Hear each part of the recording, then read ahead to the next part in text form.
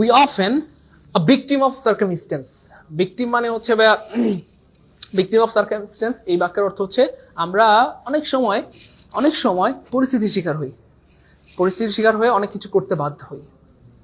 তা পরীক্ষার হলে যাওয়ার আগে আপনার মাথার একটু দাঁড়িয়ে দেবেন, দূর মিয়া আল্লাহ আমার মাথা থেকে আপনার মাথাকে অনেক ভালো বানায় দেন, আমার থেকেও আল্লাহ পাক আপনাদের মেধার মধ্যে অনেক বরকত দান করেন, অনেক অনেক অনেক কি বলে আপনাদেরকে অনেক ভালো রাখেন ইনশাআল্লাহ। শুনেন না প্রিয় ভাই বোন আমার, শুনেন না, we often victim of circumstance, আমরা বেশিরভাগ সময় পরিস্থিতির শিকার হই।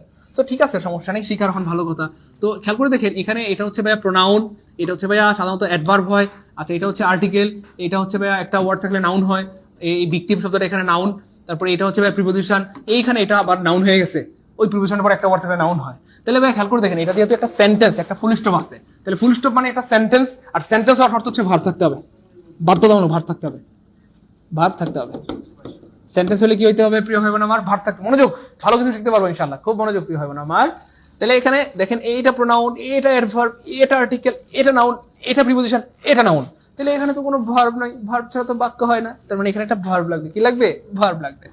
এখানে খেয়াল করে দেখেন ফলেন, এই ফলেন হচ্ছে প্রিয় ভাই বোন আমার বি3, আর বি3 কখনো একলা বসে না, বি3-র আগে অবশ্যই আপনাকে হ্যাড অথবা সরি, বি3-র আগে আপনাকে হ্যাভ অথবা হ্যাজ অথবা কি যেন বলে এটাকে, হ্যাড, এরকম কিছু একটা দিতেই হবে।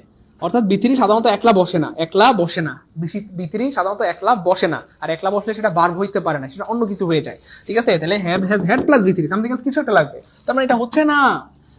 ফেল্ট, ফেল্টের নর্মাল ফর্ম বা বেস ফর্ম হচ্ছে ফিল, ফিল মানে অনুভব করা। এখানে তো বলে নাই যে আমরা পরিস্থিতি অনুভব করি না, এখানে বলছে আমরা পরিস্থিতির শিকার হই।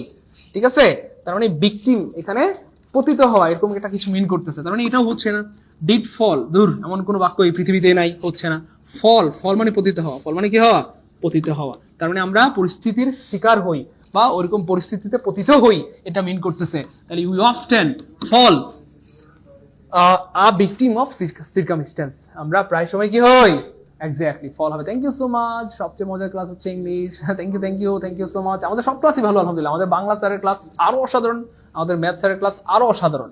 আপনারা ক্লাসগুলো করবেন, দেখবেন যে আমাদের স্যারদের মানে প্রেমে পড়ে যাবেন, মানে পড়ার প্রেমে পড়ে যাবেন আর কি ইনশাআল্লাহ।